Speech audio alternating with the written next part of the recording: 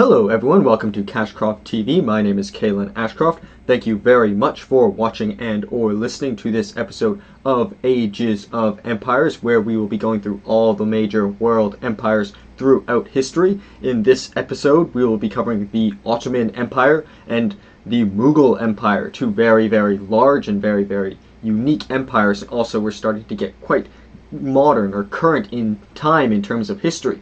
And as well, from each empire we will be highlighting a specific leader. So from the Ottoman Empire we will highlight Suleiman I, also known as Suleiman the Magnificent. And from the Mughal Empire we will highlight Akbar I, also known as Akbar the Great. So two very great leaders to highlight as well. And at the end we will highlight the two leaders in a comparison in the style of Plutarch's Parallel Lives, to learn a bit more about how they are both unique relative to each other and a bit more about their two empires respectively. So without further ado, we will begin with the First Empire. So the Ottoman Empire was one of the most powerful and enduring empires in world history. I'm certain almost anyone has heard of it to this day, and it lasted for over 6 centuries. Therefore, we seek to find history of its rise and fall, which will be the structure we will, sort of a template we will cover all of our empires through, as inevitably we can learn how empire today might succeed or fail through these implications.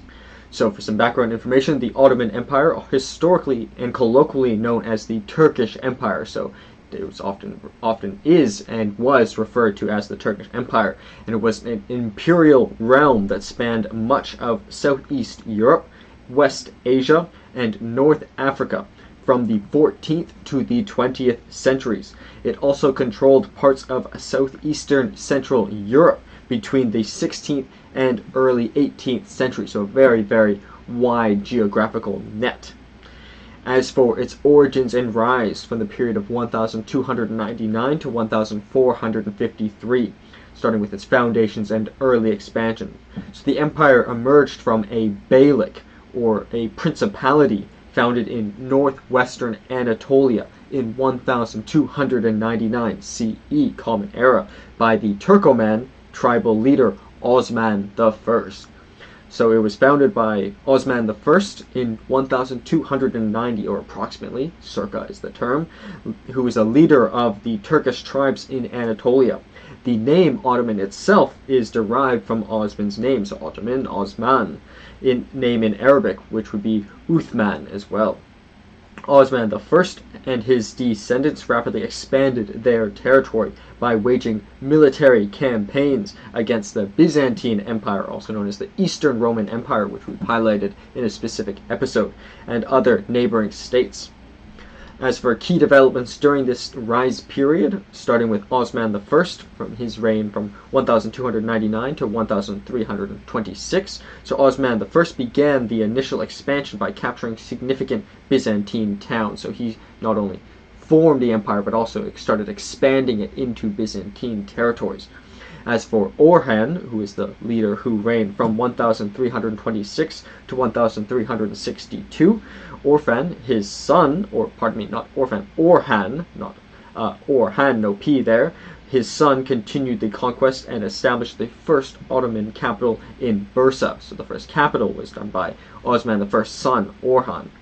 Murad I, who reigned from 1362 to 1389, Murad I expanded into the Balkans, winning the Battle of Maritsa in 1371 and the Battle of Kosovo in 1389, solidifying the Ottomans' presence in Europe. So quite northern and western expansion for the Ottoman Empire during this period. As for the height of the power of the Ottoman Empire in the period 1453 to 1566 CE, starting with the conquest of Constantinople in 1453. So the capture of Constantinople in 1453, as we highlighted in the Byzantine episode, by Sultan Mehmed II, or Mehmed the Conqueror, marked a significant turning point. The conquest ended the Byzantine Empire and established the Ottoman Empire as a major force, so essentially overthrew the Byzantine Empire, led to its defeating blow. Mehmed II, also known as Mehmed the Conqueror, made Constantinople, which is modern-day Istanbul in Turkey, the new capital, transforming it into a bustling center of commerce and culture. As for therefore the golden age of the Ottoman Empire, so under Sultan Selim I, who reigned from 1512 to 1520, Selim I extended Ottoman rule into the Middle East and by defeating the Mamluk Sultanate, another important empire which we have covered, bringing Egypt, Syria, and the Hejaz into the Ottoman control, the Hejaz region. As for Suleiman the First, or Suleiman the Magnificent, whom we will be highlighting a specific biography after this, covering the rise and fall of the empire, who reigned from 1520 to 1566 during this golden age. So under Suleiman, the empire reached its zenith. He reformed the legal landscape, expanded the empire into Europe, notably the siege of Vienna, so all the way up to Vienna at this point in 1529. And he also expanded into North Africa and the Middle East and fostered a cultural and architectural renaissance, so not only able to achieve significant military victories, but also very dedicated to culture as well. As for stability and stagnation from 1566 to 1683, this period following, starting with administrative reforms and challenges. So after Suleiman's death, his successors faced numerous challenges, starting with internal issues, so inefficient administration, corruption, and power struggles within the palace weakened the central authority. As for external threats, so usually there is both external and external factors that sort of feed into each other, internal and external feed into each other, whereas continuous wars with Persia, Russia, and the Habsburgs drained resources. As for the Battle of Vienna in 1683, so the failed siege of Vienna in 1683 marked the end of the Ottoman territorial expansion in Europe. So Vienna was the one that ultimately held out against the Ottoman Empire. The event signaled the beginning of a long period of military defeats and territorial losses. As for decline and modernization attempts from 1683 to 1827, starting with its territorial losses, so the Treaty of Karlowitz in 1699, where the Ottomans ceded significant territories in Europe to Austria, so starting to decline at this point, Poland and Venice as well. With the Treaty of Passarowitz in 1718, further losses in the Balkans and Hungary, so they started to detract out of Europe at this point. As for reform efforts, the Tulip era in 1718 to 1730, so a brief period of peace and prosperity that saw cultural flourishing and initial attempts at modernization during this Tulip era, so sort of not necessarily absolute decline for this empire. There was sort of other sparks or other things going on even during this decline, or periods of success. Further, Nazim I Sadid, or the New Order, which was another attempt at stopping this decline. So Sultan Selim III, who reigned from 1789 to 1807, introduced military and administrative reforms, but faced strong opposition and eventually was deposed. So the collapse and disintegration essentially following this deposition of the leader of the country, or we could call him an emperor or the monarch, starting with the collapse or sultan would be their term for it. As for the collapse and disintegration, so in 1827 to 1922 was the period of collapse, ultimately.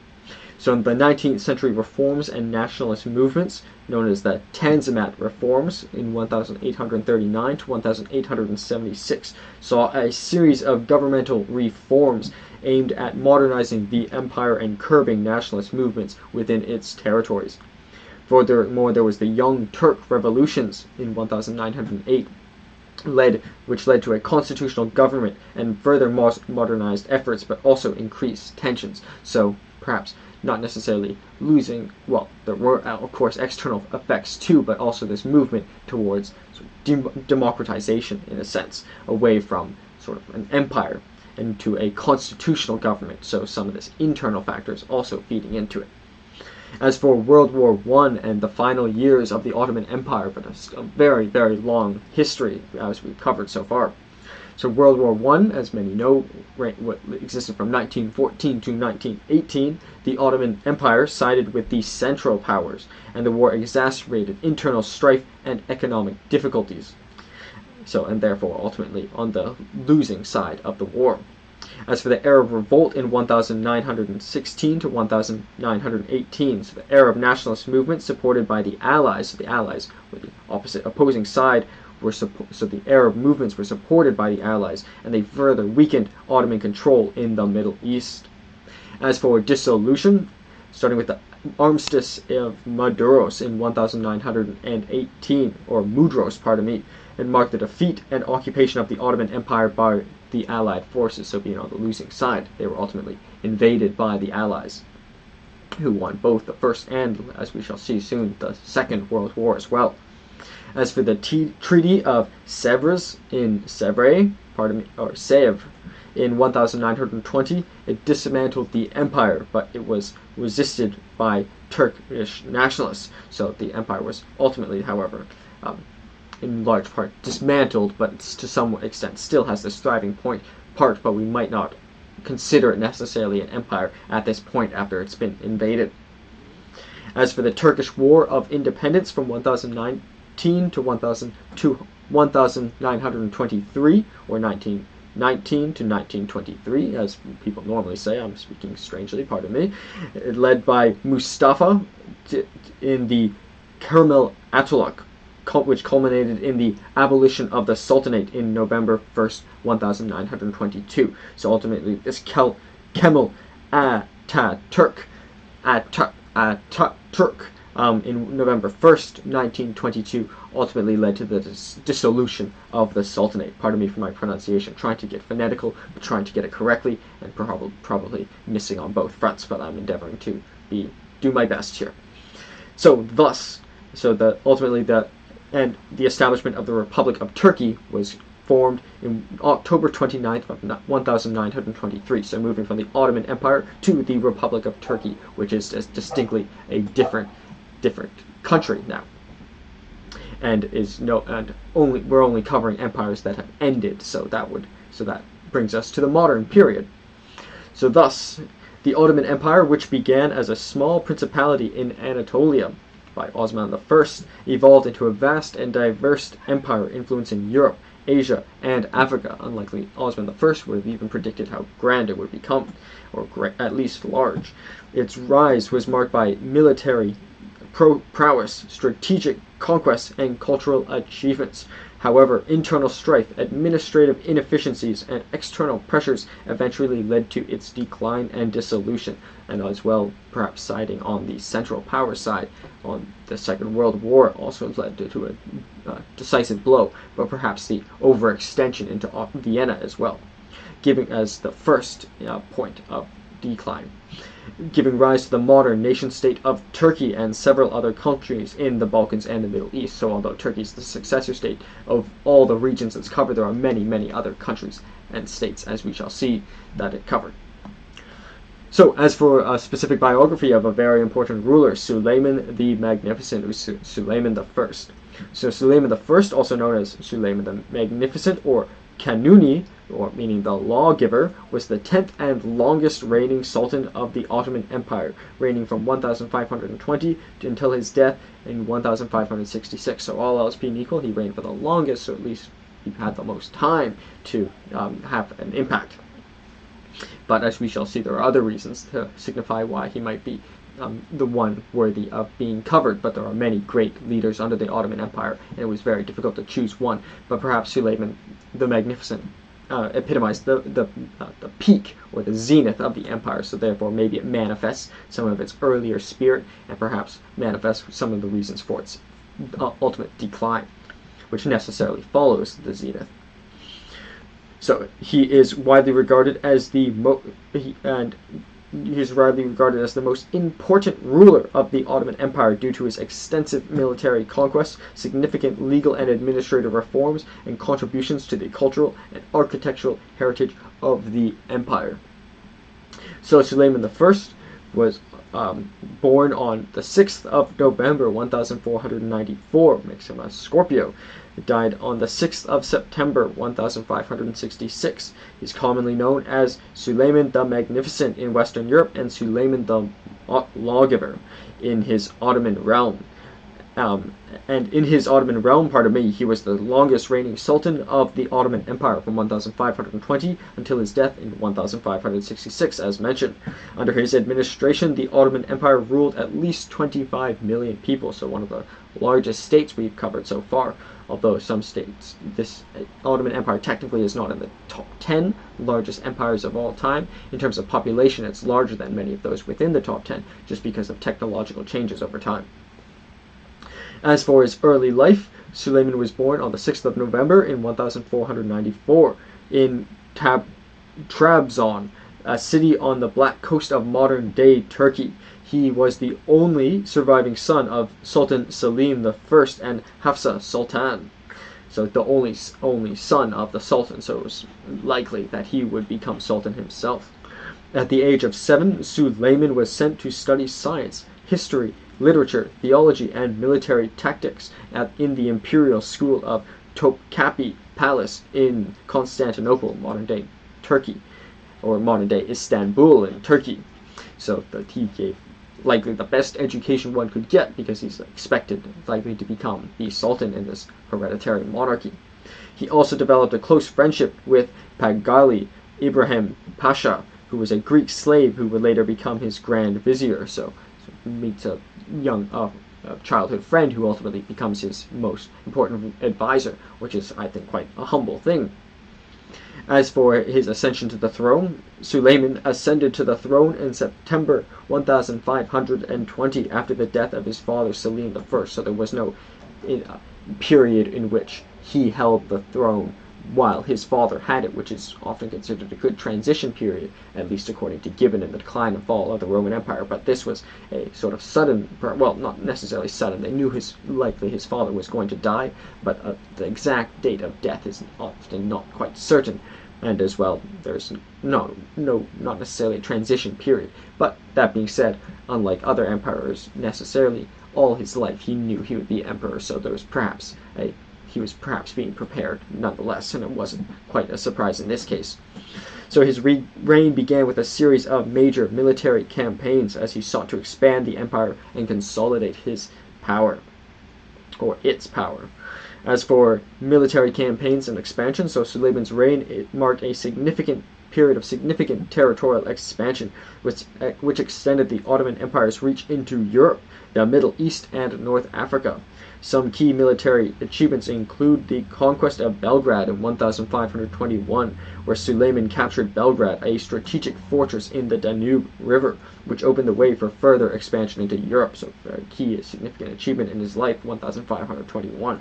As for the siege of Rhodes in 1522, so Suleiman successfully besieged and captured the island of Rhodes from the Knight Hospitaller, strengthening the Ottoman control over the Mediterranean.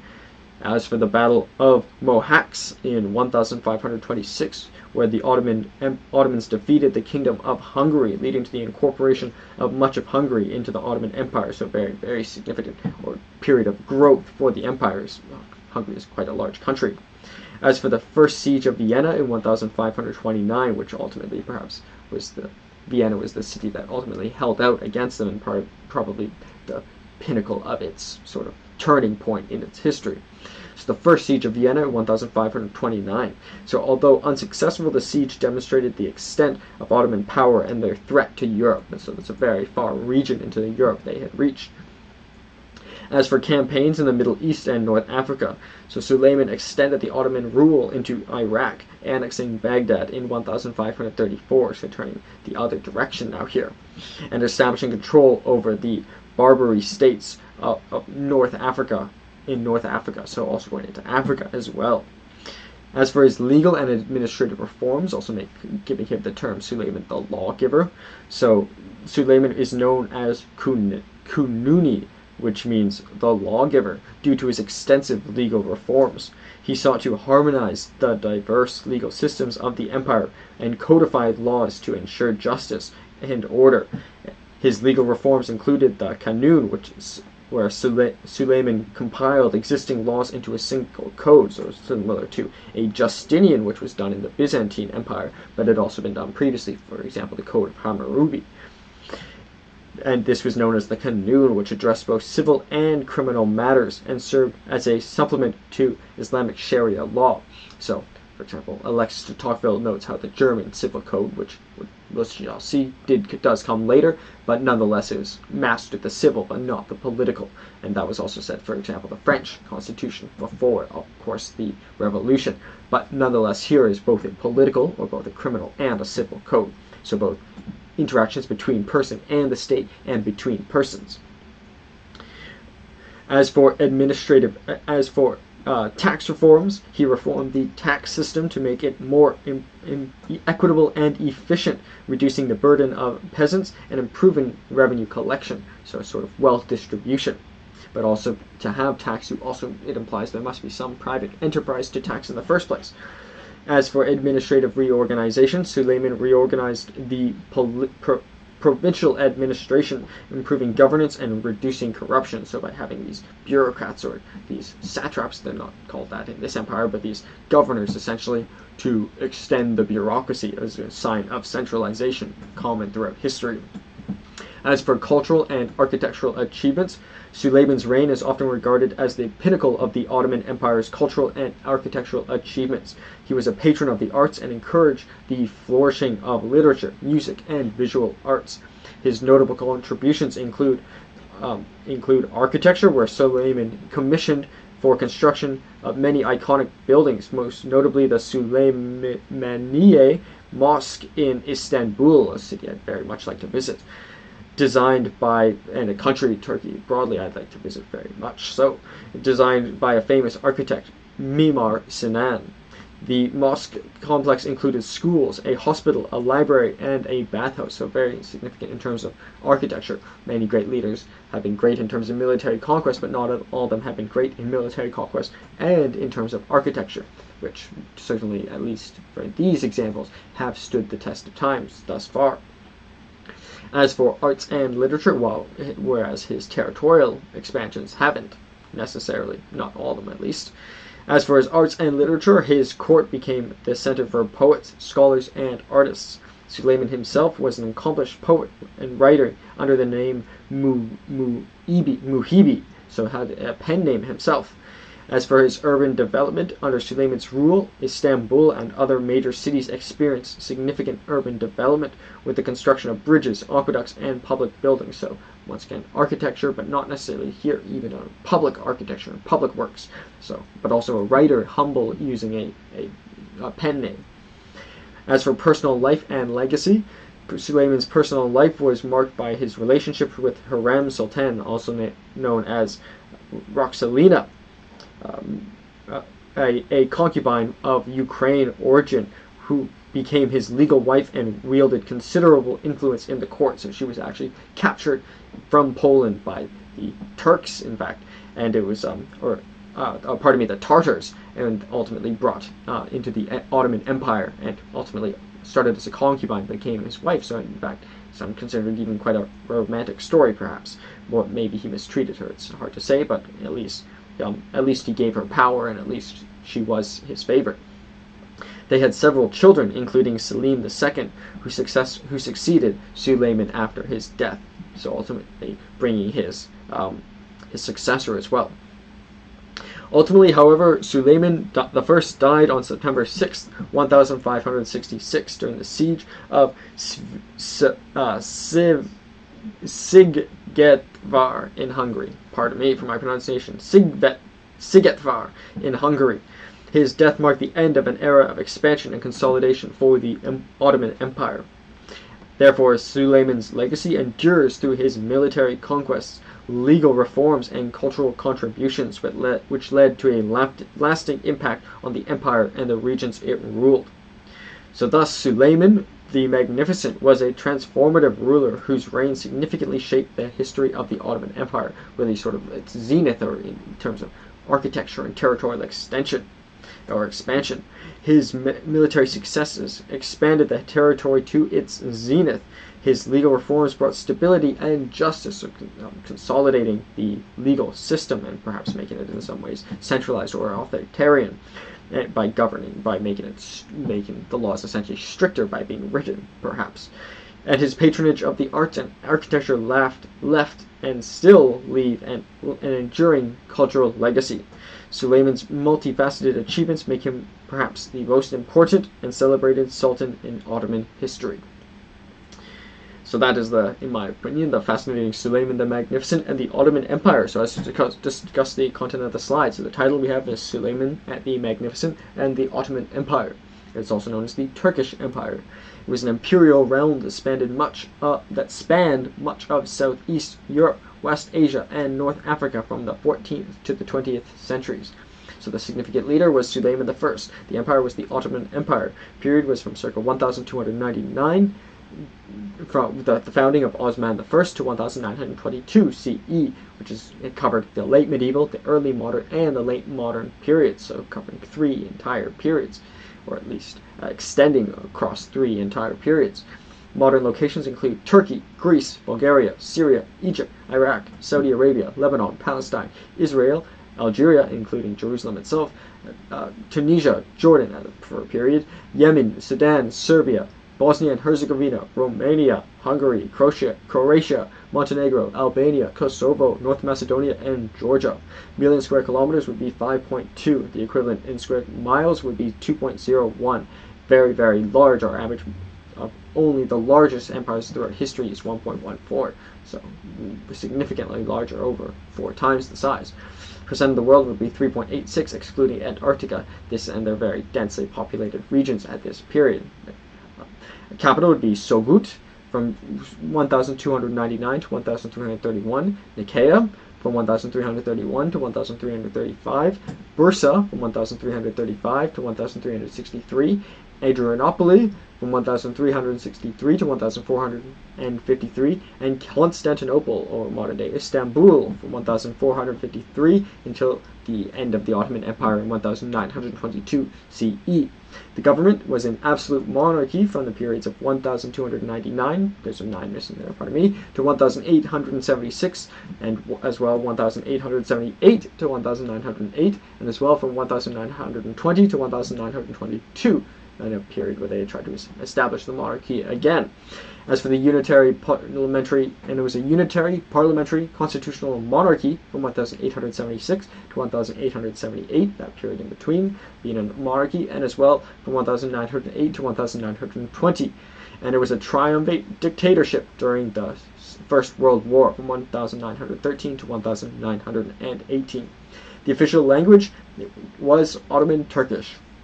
The religion would be the Hanafi school of Sunni Islam, which was a state religion, and the population was between 20 and 30 million. As for the images, in the top left, we have a portrait of Suleiman by the Venetian painter Titian, painted approximately in 1530. To the right of that, we have the flag, which from 1844 to 1922, the end of the Ottoman Empire. The coat of arms as well, from 1882 to 1922, the end of the empire as well. To the right of that, we have an Ottoman miniature of Osman I, the founder of the empire, by Yahya Bustanzadeh in the 18th century. To the right of that, we have the Battle of Nicopolis in 1396, as depicted in another Ottoman miniature from 1523. To the right and below that, we have the order of the Battle of Two Fleets in the Battle of Lepanto, which took place in 1571, which was the Holy League against the Ottoman Empire. Very significant battle. You can see 2 massive lines of ships lined up against each other, where with an allegory of the 3 powers of the Holy League in the foreground. And this is a beautiful painting. Sorry, it's small here on the slide, but I would suggest looking at it in more detail by Giorgio Vasari. So beautiful, and showing the significance of naval battle as well under this empire. Below that, we have the famous Roxolina, who is the Emperor Suleiman I's wife, who is from Poland, and she was the chief consort and legal wife of Suleiman the Magnificent. She was captured by the Tartars, and this is a portrait as well, a pair to go with the Titian, titled La Sultana Rosa, painted in 1550. To the right and above that, we have the portrait was the Sultan Mehmed the Conqueror's, who was Sultan twice from the periods 1444 to 1446 and 1451 to 1481, in his entry into Constantinople, which is a very significant achievement, ultimately defeating the Byzantine Empire, or ending the Eastern Roman Empire. And it was a painting by Fausto Zonaro who lived from 1854 to 1929. Below that, we have the famous Ottoman Admiral Barbarossa Hayreddin Pasha, who has defeated the Holy League of Charles V under the command of Andrea Doria in the Battle of Preveza, in 1538. So Barbarossa is a very famous sort of naval admiral that is even discussed in Don Quixote as quite a hero, but also quite a terrifying individual as well. And in the top, we have a map of the Ottoman Empire in 1683, where we can see the lighter lined off green areas are regions that they had lost before. But so if we cover all this green area, we can say it would be its ultimate territorial extent. The light green would be the vassal states, and the dark green would be its directly administered areas during 1683 CE. So that is, in my opinion, the fascinating Suleiman the Magnificent and the Ottoman Empire. Now we shall move to the next empire. So, the history of the rise and fall of the Mughal Empire. So the Mughal Empire was an influential and powerful empire in South Asia, and it lasted over 3 centuries. It played a significant role in shaping the history, culture, and politics of the Indian subcontinent. Therefore, we'll seek to find the history of its rise and fall. So for some background information, so the Mughal Empire was an early modern empire in South Asia.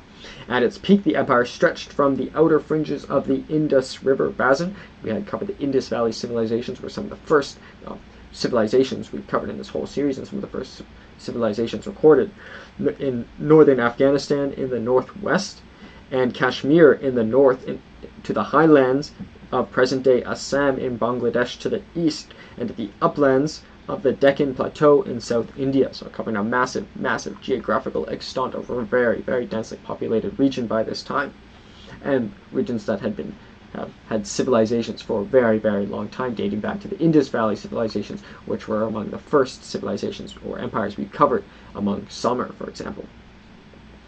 As for the origins and early expansion of this Mughal Empire from the period 1526 to 1605, so the foundation and Babur's conquests. So the Mughal Empire was founded by Babur, a descendant of Timur on his father's side and Genghis Khan on his mother's side. So very, very powerful lineage with a connection to the Mongol Empire.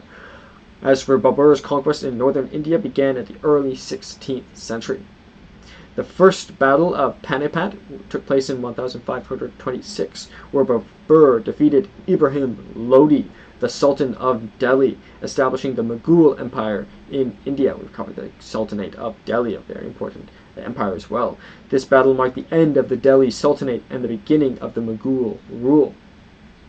As for the expansion and consolidation, so Babur continued to consolidate his power by defeating Rana Sanga of Mewar at the Battle of Kanwa in 1527, and the Medini Rai in the Battle of Chanderi in 1528, so continuing to defeat these regional leaders.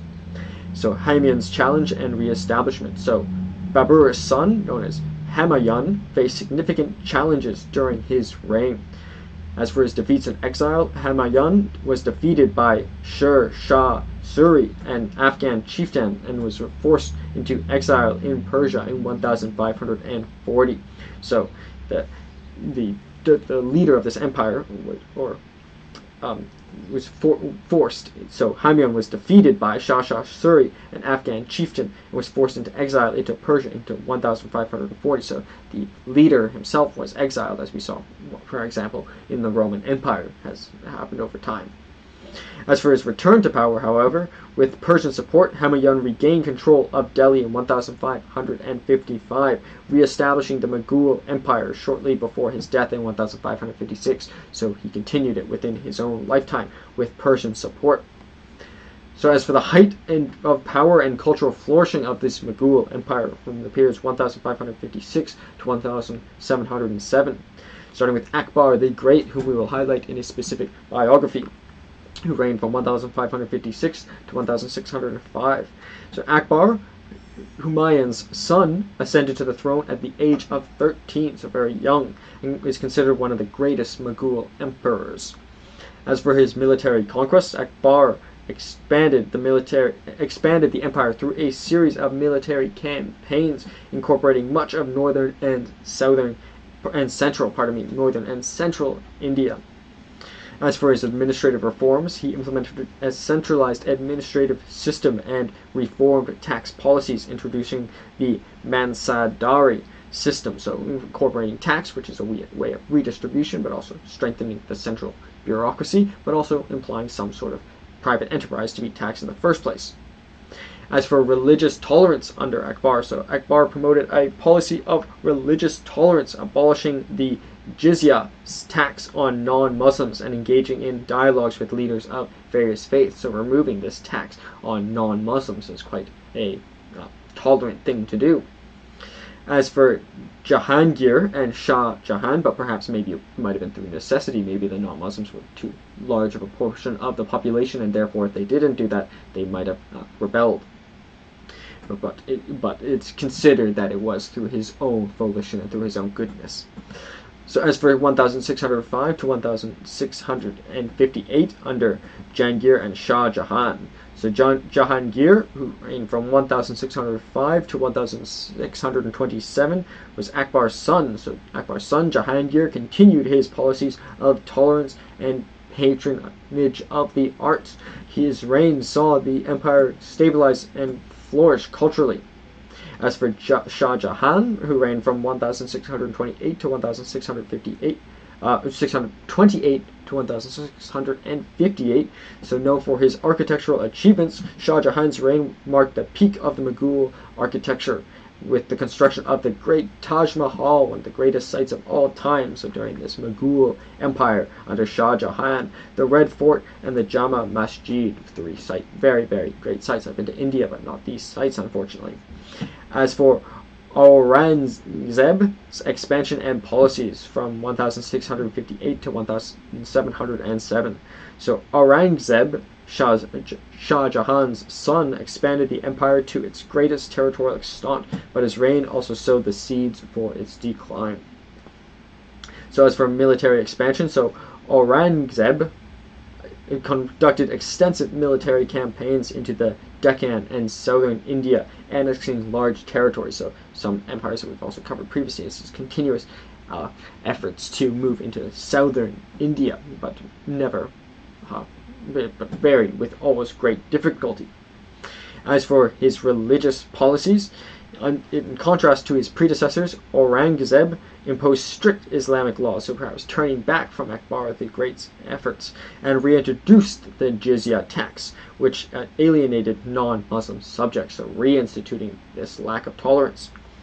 As for economic strain, the prolonged military campaigns drained the empire's resources and weakened its economic stability, therefore leading to decline and fragmentation from 1707 to 1857, starting with the early signs of decline.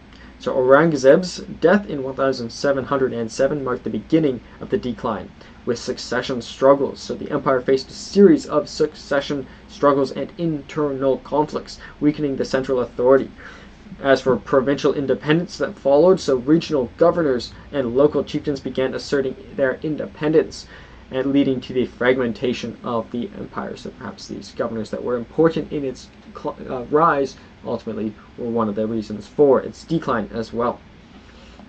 As for invasions and external factors, which were exacerbated by the internal factors, such as the fragmentation, starting with the Persian invasion, who originally helped them defeat the Sultanate of Delhi in 1739. So Nadir Shah of Persia invaded and sacked Delhi, dealing a significant blow to the Mughal prestige and treasury. So ultimately, they began by helping them, but ultimately led to a decisive blow against the Mughal Empire. As for the Maratha Confederacy, so the rise of the Marathas challenged the Mughal authority in central and western India as well, further eroding their control in these regions.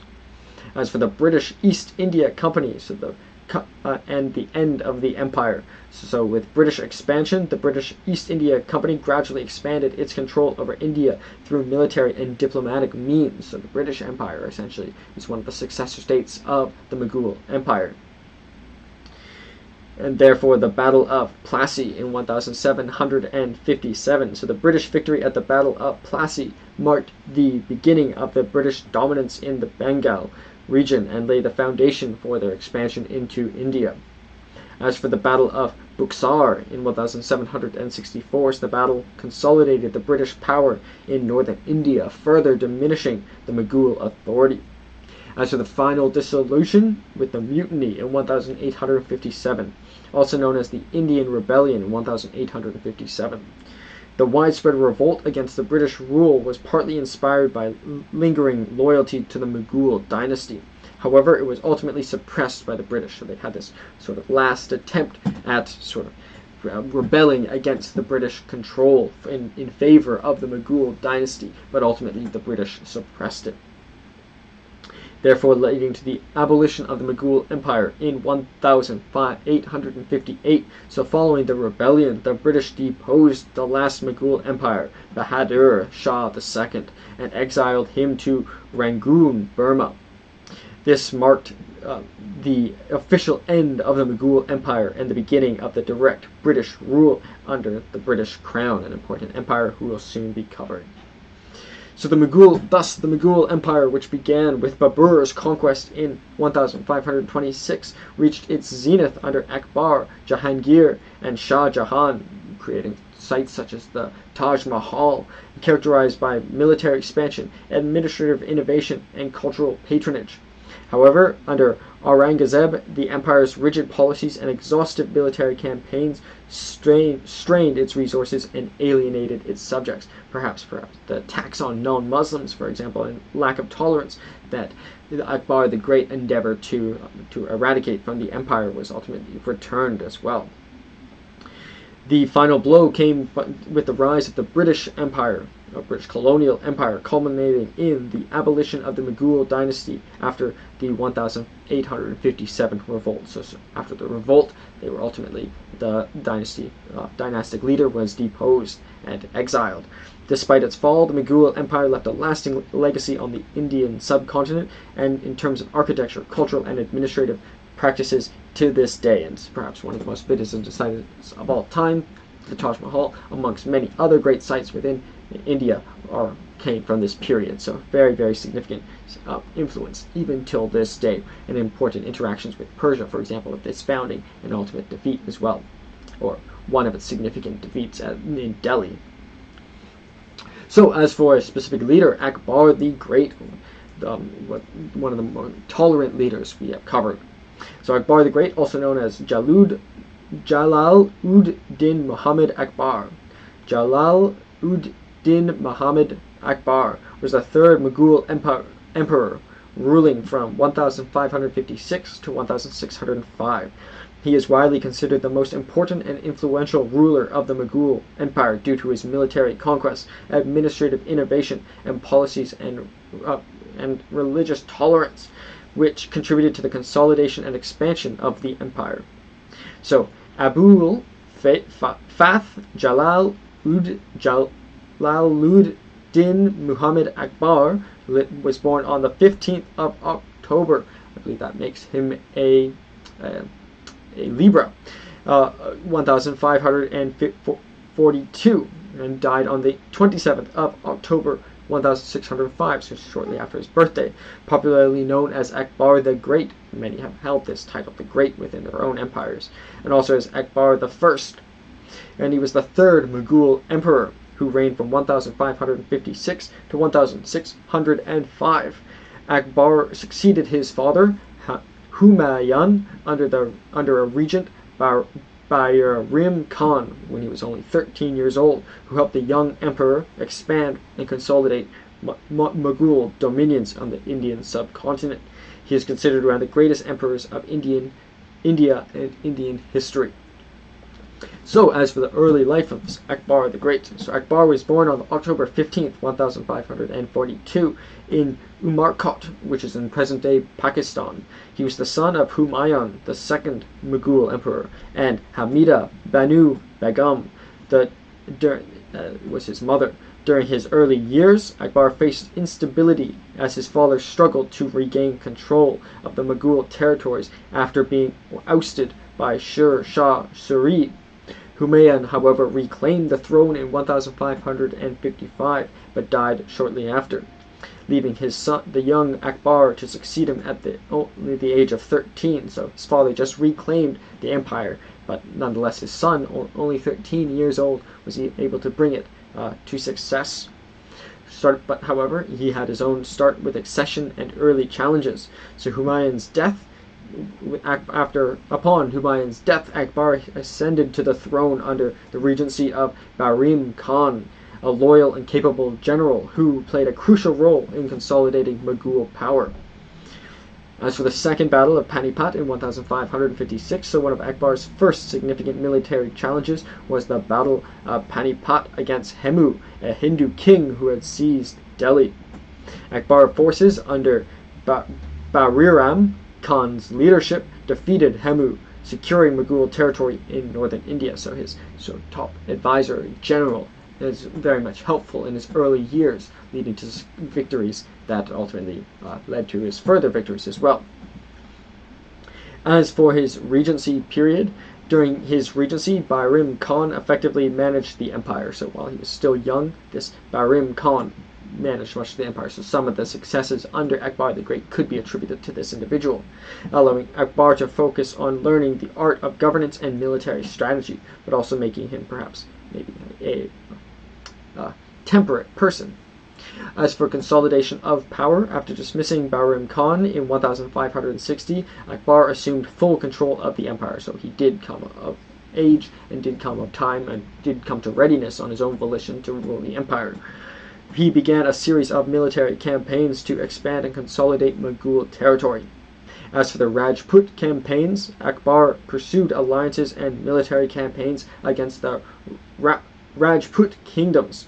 He married several Rajput princesses and formed alliances with the Rajput rulers. So through marriage and through conquest, he was able to gain significant regions in the Rajput kingdoms, integrating them into his administration. So also integration is something, and tolerance is something a common theme under this Akbar the Great. As for his further Rajput campaigns, Akbar pursued alliances and military campaigns into this Rajput region and engaged in marriages to expand this region.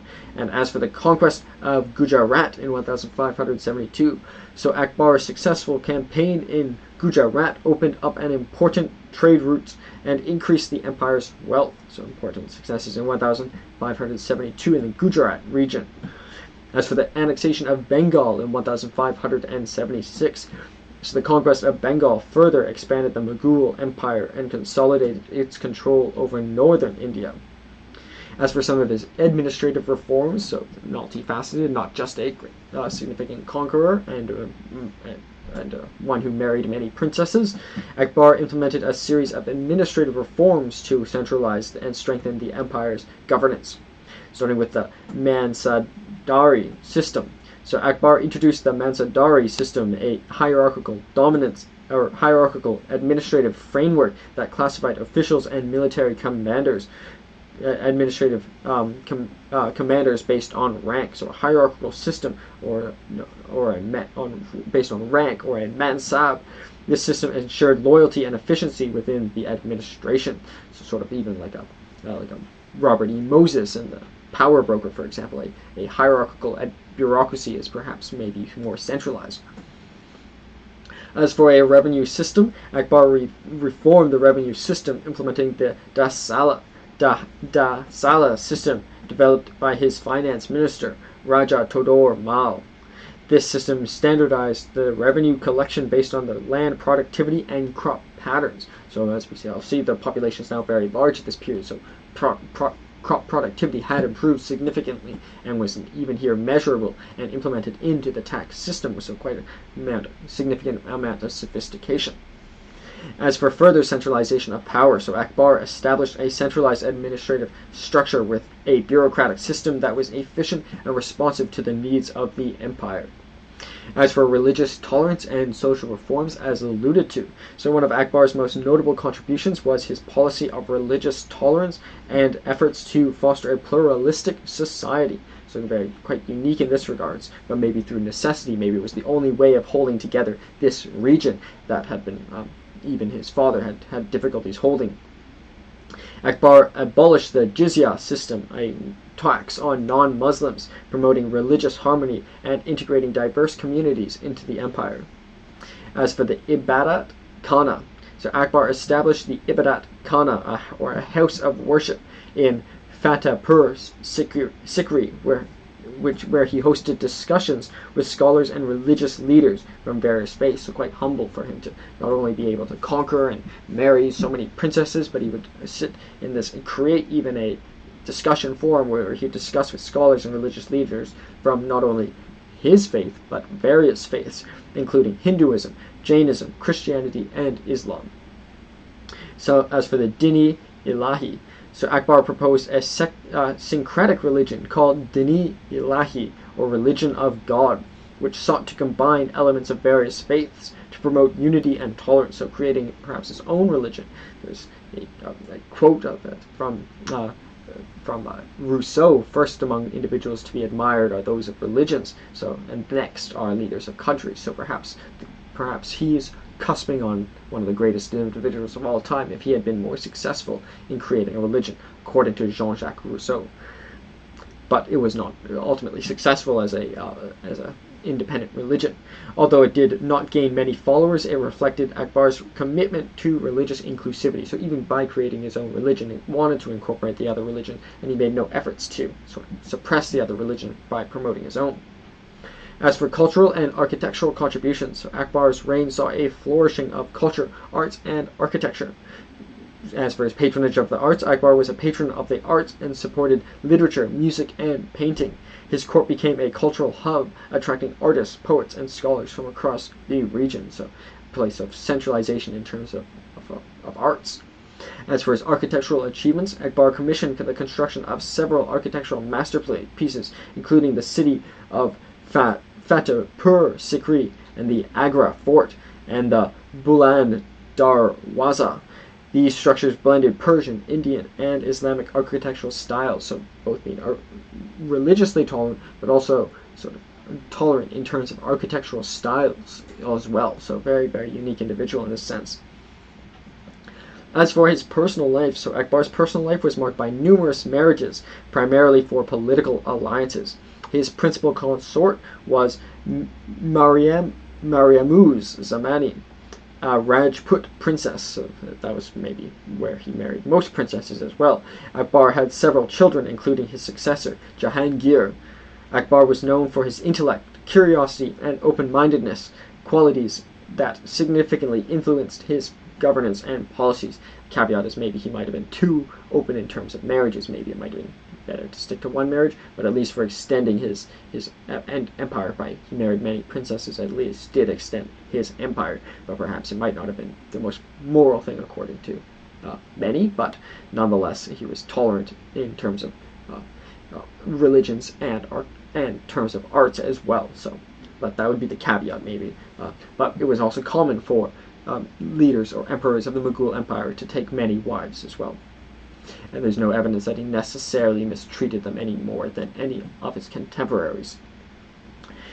Thus, Akbar the Great was a transformative ruler whose reign marked the zenith of the Mughal Empire. His military conquests expanded the empire's territory, his administrative reforms strengthened its governance, and his policies of religious tolerance promoted harmony within the empire. And perhaps if this policies had continued, maybe the empire would have lasted longer, or at least up until the invasion of the Persians, for example. After they became intolerant, perhaps that maybe incited the Persians to attack Delhi once again. But I think the British invasion might have been ultimately inevitable, however. Akbar's contributions to culture and architecture further enriched the empire's legacy, making him the most important and celebrated Mughal empire, under the opinion of many. So that is the fascinating, unique Akbar the Great and the Mughal Empire. So as for the content of the slide, so the title, we have Akbar the Great and the Mughal Empire. It's said to have been founded by Babur, the Timurid emir of Fergana, modern-day Uzbekistan, from the Barlas tribe, who employed aid of the Safavid Empire and the Ottoman empires in the defeat of the Sultan of Delhi. So having support from other empires to originally claim the Sultan, defeat the Sultanate of Delhi, another important empire we've covered, and the Ottoman Empire, which we've highlighted in this episode. It was created and sustained by military warfare, but did not vigorously suppress the cultures and peoples it came to rule, at least under Akbar the Great, but under other leaders it was less tolerant. So significant leader we have is Akbar the First. The empire was the Mughal Empire. The period was from 1526 to 1857 CE, which is the early modern period. The modern locations include India, Pakistan, Bangladesh, Afghanistan, Nepal, Bhutan, and Sri Lanka. Million square kilometers would be 4.0, which is very, very large. Our average size for largest empires would be 1.14, so not quite 4 times the size, but over 3. Million square miles is 1.52. Equivalent percent of the world is 2.96, and this is a region of the world that had been at least inhabited since the Indus Valley civilizations, and even before that, so one of the most developed regions of the world. As for capital, was Agra, according to the history we have. The capital was Agra from 1526 to 1530, as well from 1560 to 1571, and as well from 1598 to 1648. The capital was Delhi from 1530 to 1540, and as well from 1639 to 1857.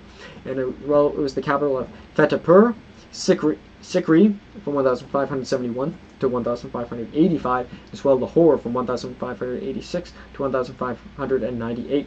The government was a monarchy.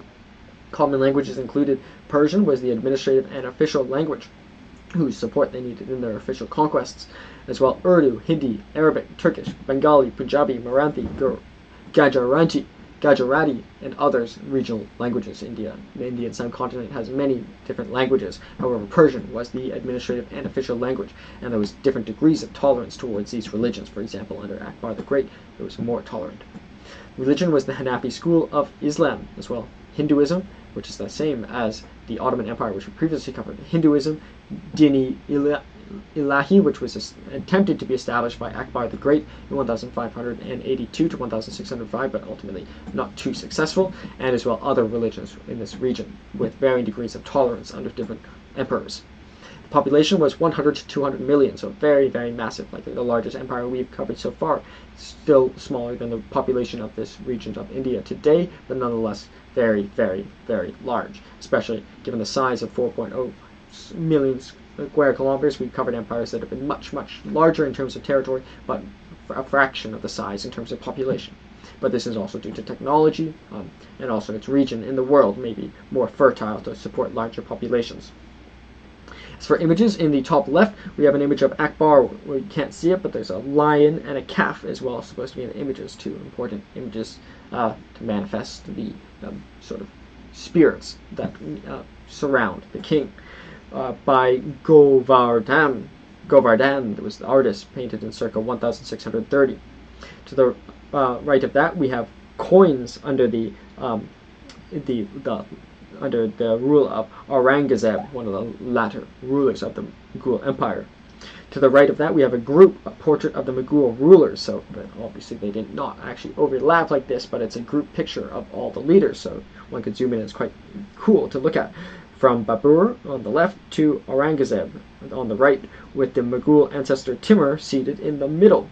so therefore showing their heritage to Timur of the Mongol Empire, or at least his own empire, one could say. On the left, we had Shah Jahan. From the left to right, we have Shah Jahan, Akbar, and Babur, and with Abu Sa'id of Samarkand and Timur's son, Mira Shah, on the right. Below that, we have the police in Delhi under Bangadar Shah II in 1842. So showing how modern even they dressed even within this empire. To the right of that, we'll go through this information first. So the first battle of Panipat was in 21st of April in 1526. The Mughal interregnum period was from 1540 to 1555. The second battle of Panipat was engaged in on the 5th of November 1556. The Mughal-Afghan wars took place from 1526 to 1752. The Mughal-Maratha wars took place from 1680 to 1707. The Nadar Shah's invasion of India took place from 1738 to 1740. The siege of Delhi took place on the 21st of September 1857. The Mughal emperor was exiled to Burma on the 7th of October 1858 after their attempted rebellion against the British colonial empire, or the British Empire more generally. And to the top right, we have the map of the empire at its greatest extent in circa approximately 1,700 under Aurangzeb. So a very massive region covering the Indian subcontinent. But here, as we can see, the green is the Portuguese Empire, the pink is the English Empire, the blue is the French Empire, the brownish gray is the Dutch Empire, and the yellow is the Danish Empire. So as we can see, they had started to foreshadow their ultimate invasion or ultimate takeover by the British Empire. So that is the fascinating, in my opinion, Akbar the Great and the Mughal Empire. So as to discuss the two leaders in a specific biography. So comparison between in the style of Plutarch's Parallel Lives of Suleiman the Magnificent and Akbar the Great. So if anything else, different titles. Which is better, Magnificent or Great? The Magnificent is perhaps less common, but Great perhaps might be higher than Magnificent, but perhaps Magnificent might be higher than Great. So, but objectively, I would say similar in terms of idea. But Suleiman also has the lawgiver as well, so we shall discuss that to come, though, however. So, Suleiman the Magnificent of the Ottoman Empire and Akbar the Great of the Mughal Empire are two of the most notable rulers in the history of their respective empires. Both leaders are celebrated for their military conquests, administrative reforms, cultural patronage, and military conquests, as well as their administrative reforms, cultural patronage, and efforts towards religious tolerance is a common theme, perhaps, between the two of them. However, they also had distinct approaches to governance and faced different challenges in their very different regions as well. So as for their background as ascension to the throne, so Suleiman the Magnificent, so his birth and early life. So he was born on November 6th, the Scorpio, in 1494 in Trabzon, Turkey. Suleiman was the son of Sultan Selim I and Hafsa Sultan, so direct descendant of the king or the sultan himself. His ascension, Suleiman ascended to the throne in 1520 after the death of his father, Selim I. He was 26 years old at the time.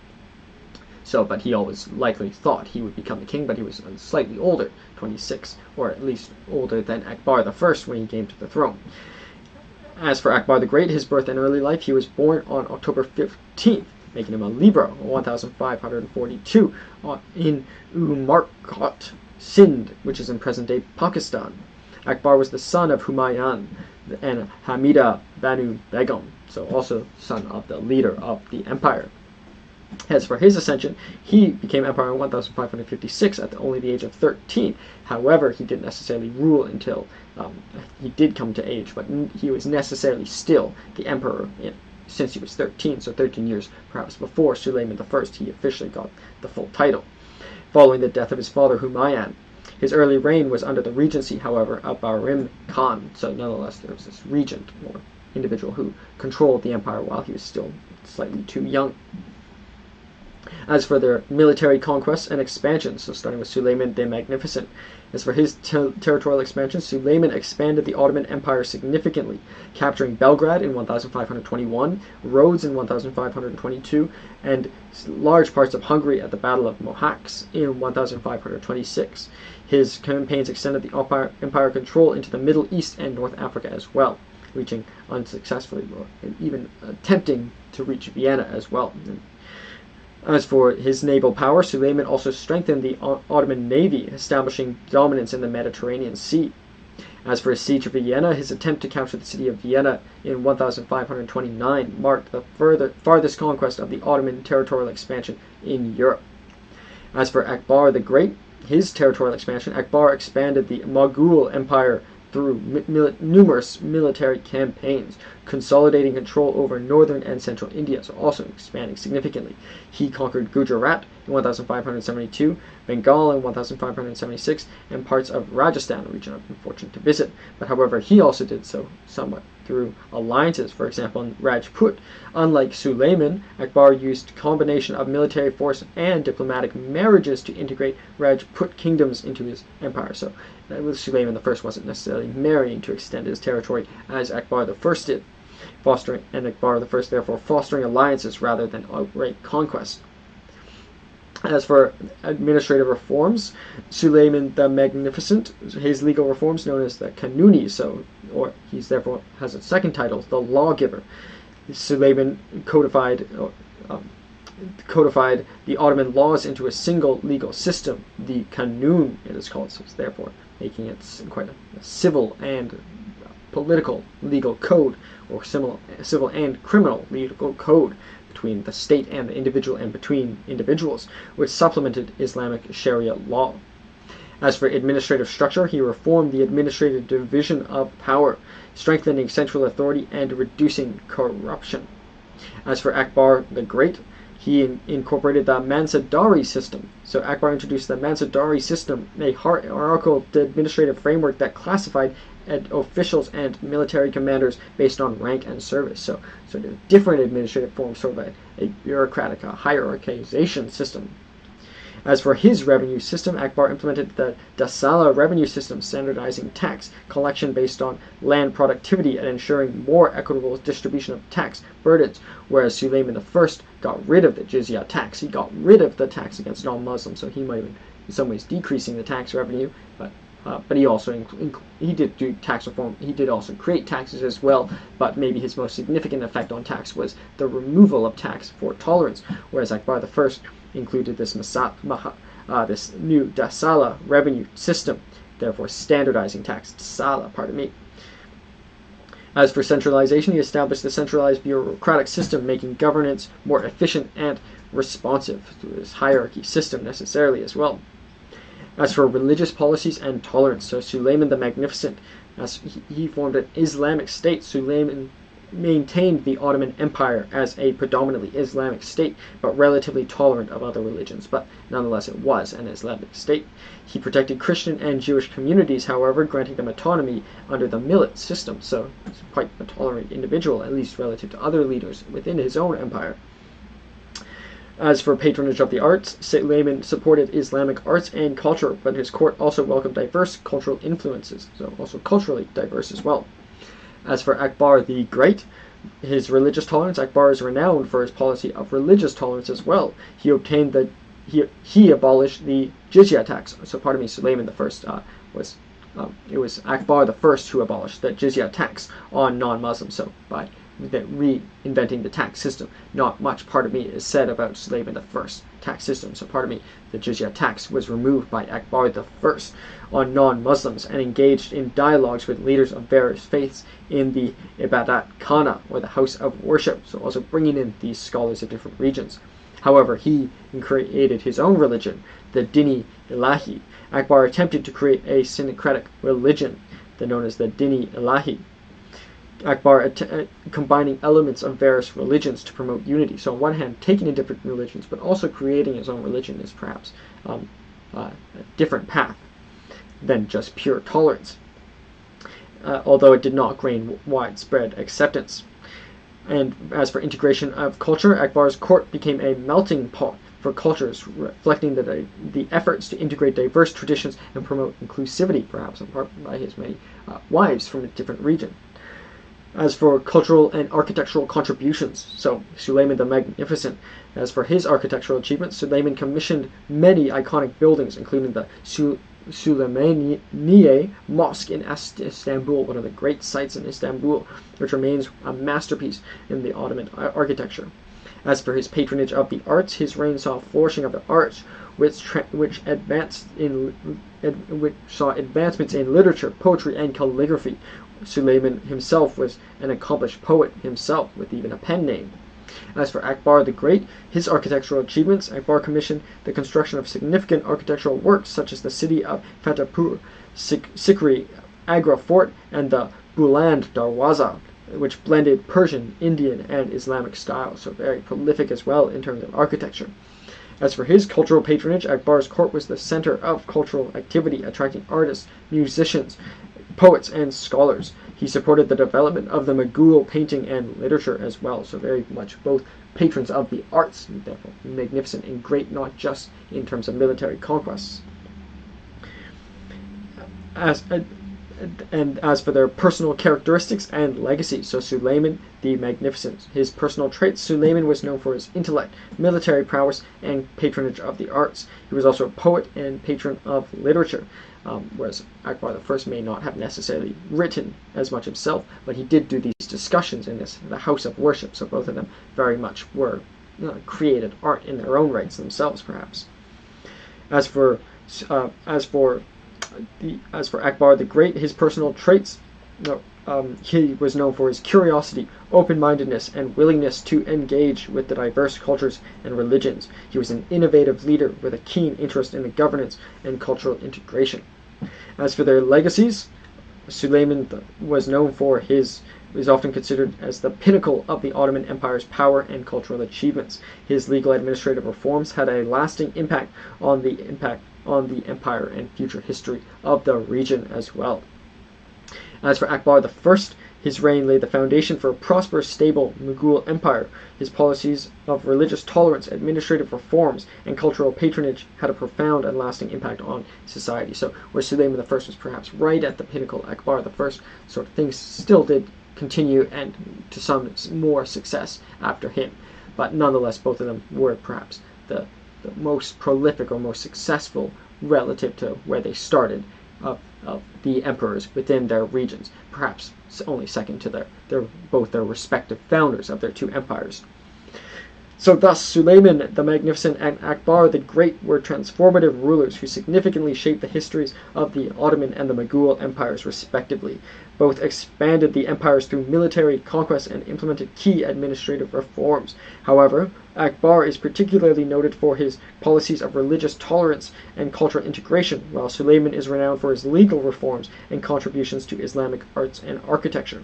Despite the different contexts and challenges they faced, both rulers left enduring legacies and influenced the empires long after the reigns ended. So they're both very, very fascinating leaders, both relatively quite tolerant, both expanded their empires, and both have really significant titles. Which is better, the Magnificent or the Great? I think they're both fantastic or amazing.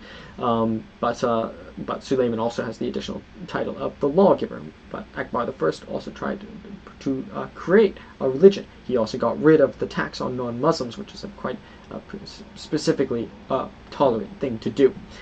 But Suleiman I perhaps was maybe more loyal to Roxelana. However, he did have other spouses as well, but nonetheless he had maybe more notable portraits of them taken together, and perhaps he did not need to take her. She was a concubine taken from Poland, so perhaps it seems like it was done more for love, whereas Akbar I married many princesses, perhaps maybe for tactical reasons.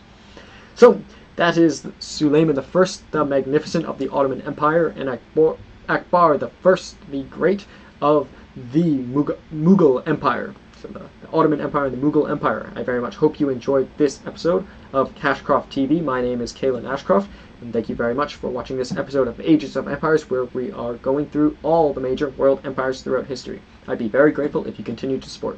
Thank you so much.